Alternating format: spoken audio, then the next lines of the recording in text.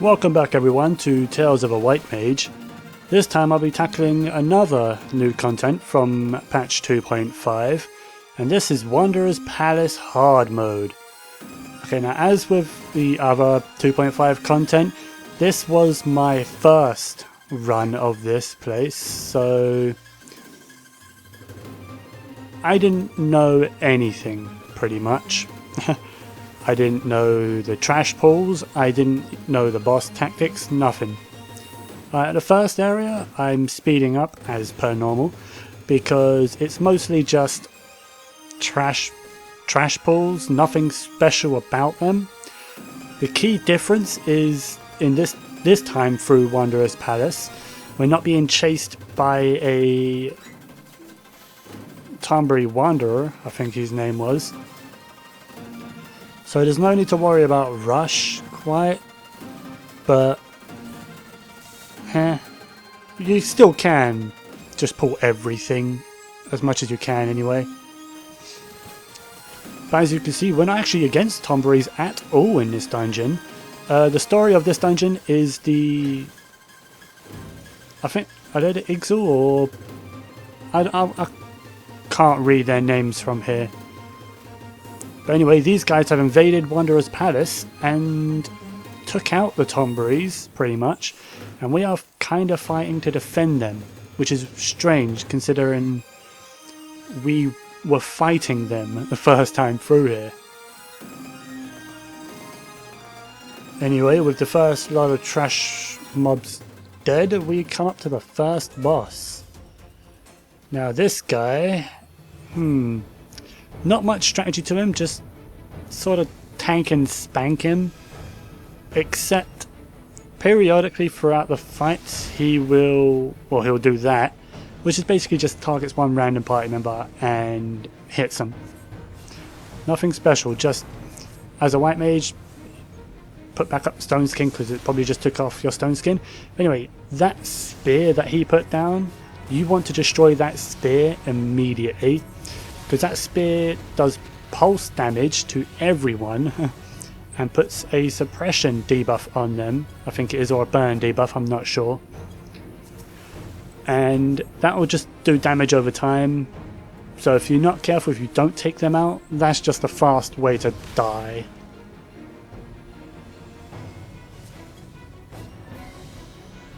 Other than that, it is literally just the tank pulls him into a spot, the DPS kills him, and as well as destroying the spears as they appear. Other than that, this is fairly a straightforward fight. Nothing we haven't really done before.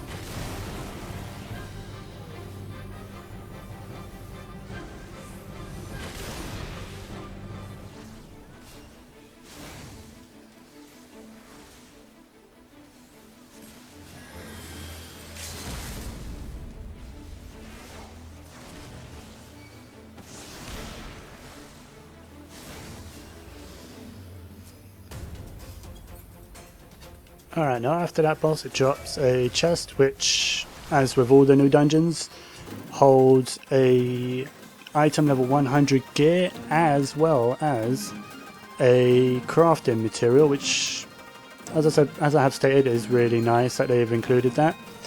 Now this could be handled a lot better, and it is handled a lot better now, because as we have thought, in this run, we thought we had to destroy the middle thing first and then the enemies.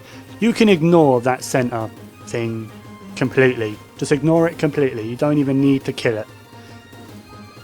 It doesn't do anything. All it does is enemies inside the circle will get a buff that I think is a vulnerability down buff. I'm not sure exactly. But basically what you actually can do is just pull all the enemies out of the circle and kill them, and then just move on. You don't even need to go in the circle. So we handled this really poorly, to be honest. Again, I think the whole party was new to this. One sec.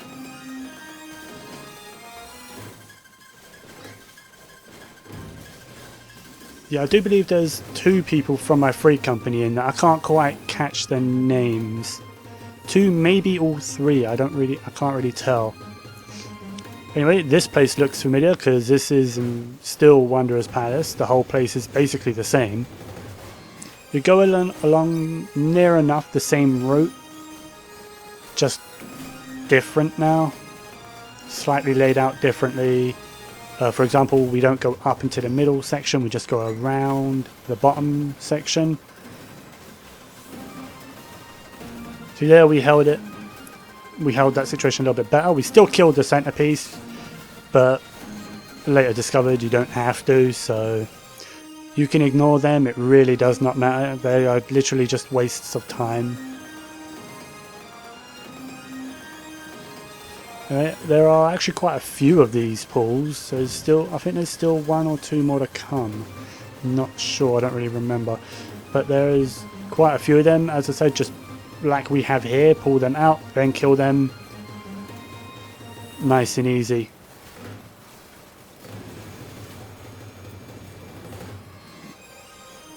And the enemies don't really do anything noteworthy either. They don't put any debuffs on you, they don't really buff themselves. The only thing you want to watch out for is there is a caster there, and the tank wants to pull him. The tank wants his attention, because I've been in a situation before where that caster he's been focused on me, the healer, and his attacks interrupt your casts. So I wasn't able to cast anything at all because this guy kept interrupting me. It was that much of a bother. So that's the only thing I would suggest, is the tank pull everything and make sure he has hate on everything. Especially that mage. And that's about it. That's all I ask. Other than that, with that down, we are on to the second boss, which I guess I can explain how it works, but at the same time it is random how it works. This is basically a tank and spank as well. The boss doesn't really do a whole lot that you need to worry about. However, he drops those little circle things. At first I thought, oh, red for DPS, blue for tank, green for white mage. Okay, let's go into the green. And that gave me a damage up buff, which means I deal more damage, so I did not need that. The colours mean nothing, I'll say that now. Pretty much. The colours have no meaning to your class. However, they will give you a random buff or debuff. I think there's only one buff, and that's a damage up. The debuffs are heavy debuff, which slows your movement speed, a fire vulnerability down, or vulnerability up, sorry, debuff. That means his fire attacks will just devastate you. As well as a debuff that will turn you into a frog. So you want to be careful at that. See, I'm grabbing all the damage ups for some reason. I don't quite know why. I shouldn't be grabbing any at all as the white mage. It should just be the DPS. And the debuffs on each of the colours are always the same. In this fight, green was the damage up, so therefore it will always be green in this fight. However, every single time you enter the dungeon, it will be different. I think it's the same even if you are to wipe here, but I've never wiped here, so I don't really know. And there I am, still running into the greens. I'm just eating people's damage ups. I'm being really a bad healer at this point. But again, I didn't know. I thought only the healers will get that. I don't know why. But hey, as a healer in this fight, if you are not DPSing, do not grab any at all. That is literally just for the DPS. Once they discover which one it is that is giving the damage up buff, they shouldn't. Once they discover that, sorry, that's the only one they should get. They shouldn't get any others because there is only one buff, so there's that. Anyway, as I said, other than that, this boss doesn't really do anything else. There's nothing else for you to worry about, so just beat him down and move on.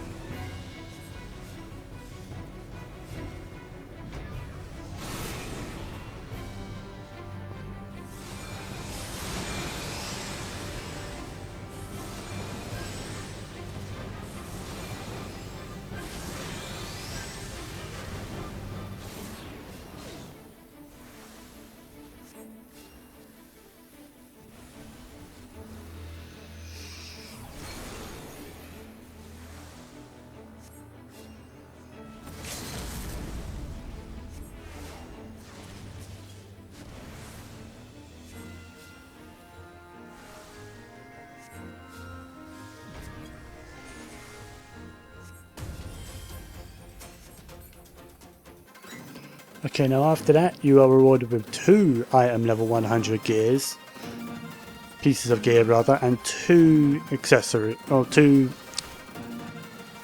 crafting items, that's what I meant to say.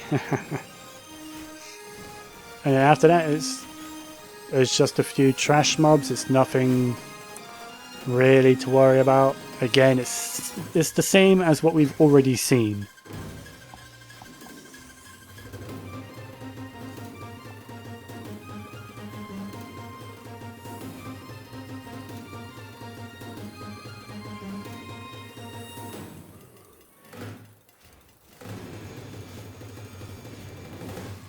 Okay, now in this room you see 2 cells. All you want to do is open those 2, and there are tomberies in there. They will show you the way out. I'm looking around, I find a treasure chest, it's just trash. And yep, they opened up a path here. There wasn't a path here before, but now there is. And now in this room, automatically you are poisoned because of the floor. And you have this guy. Kill him quickly. And these little guys that spawn, yeah, they're going to keep stacking poison debuffs. I've seen stacks up to 8, 9 times, and when you're at that level of poison, that can really take its toll. But anyway, after you kill that guy, it removes the poison and you can activate that lever to lower the water over here. And over here it's literally just some more trash and a trash treasure chest, and moving on again. Those guys don't really do anything of importance. With those slimes that we just defeated, you can literally just AoE everything down and you generally have a good enough time. Anyway, this will be the last mob pool before the final boss of the dungeon, and all I can say is this final boss, it really aggravated me my first time in here as a healer. I have since been in here as a healer and it's really not that bad. It's really not bad. It's only bad because I didn't know what to expect.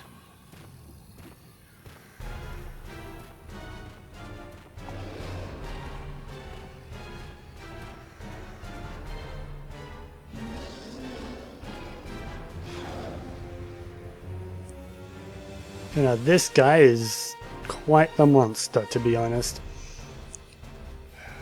The same place as we fought the previous final boss of Wanderer's Palace. Except this time things don't quite go as smooth as we'd hoped. Here's why.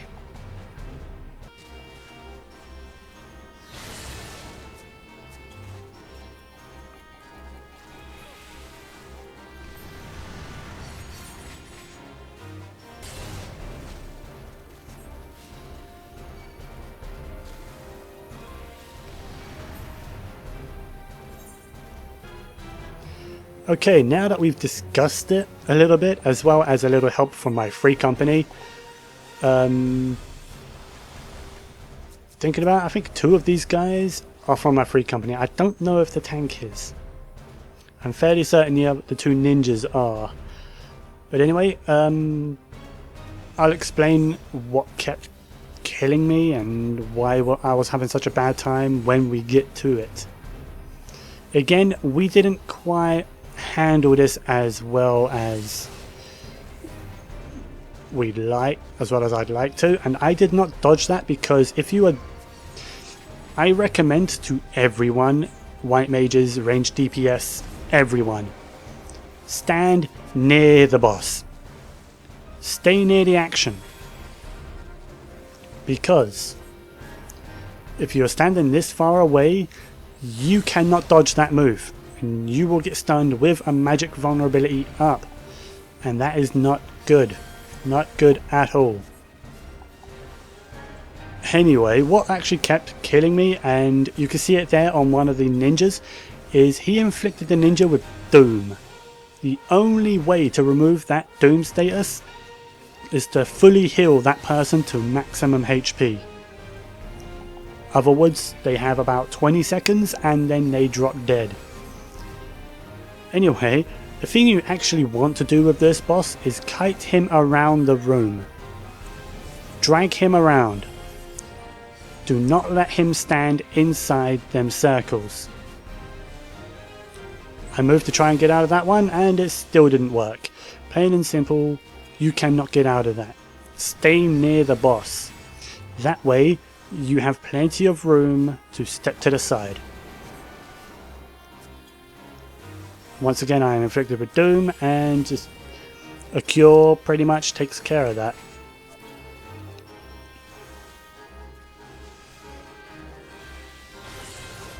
Hey, I actually managed to dodge that one.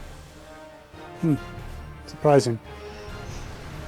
Anyway, the standards that he drops, do not kill them. You can, but they just take too long. There is 0 point. Kite him around. Because while he is inside one of those circles, he gets a vulnerability down buff, I think it is. I'm not sure. Basically, it's harder to kill him.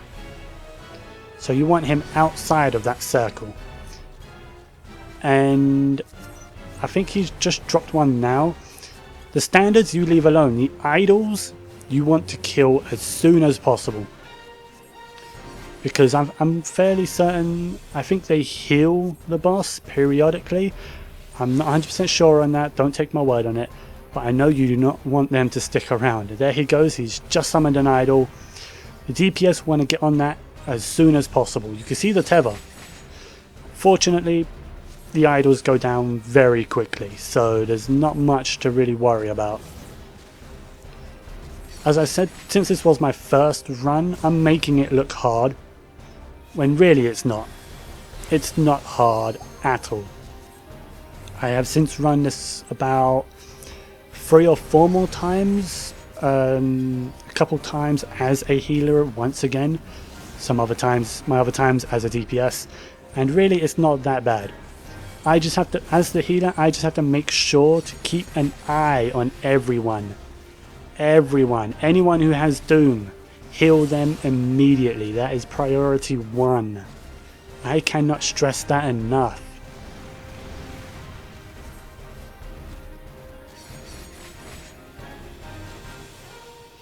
Okay, now aside from the kiting mechanic and the making sure everyone goes back up to full health at Doom mechanic, there's really not much to this boss.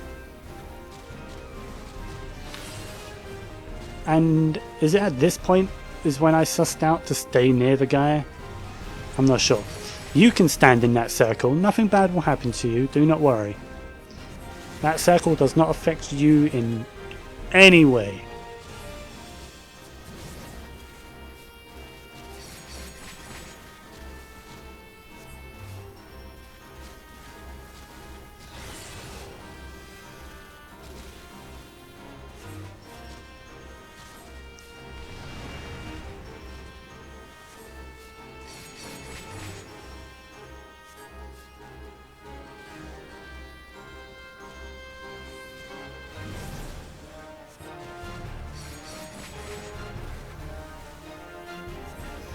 Yeah, it is. At this point I sussed out to stay near the boss, just to avoid that big conal AoE. A little late, to be honest, since I got hit by that quite a number of times in this fight.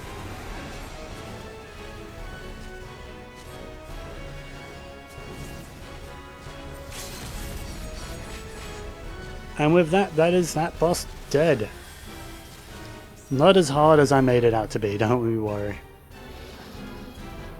Anyway, if you guys like that, don't forget to check out my other patch 2.5 content. That covers everything pretty much. So until next time everyone, have a wonderful day. Bye bye now.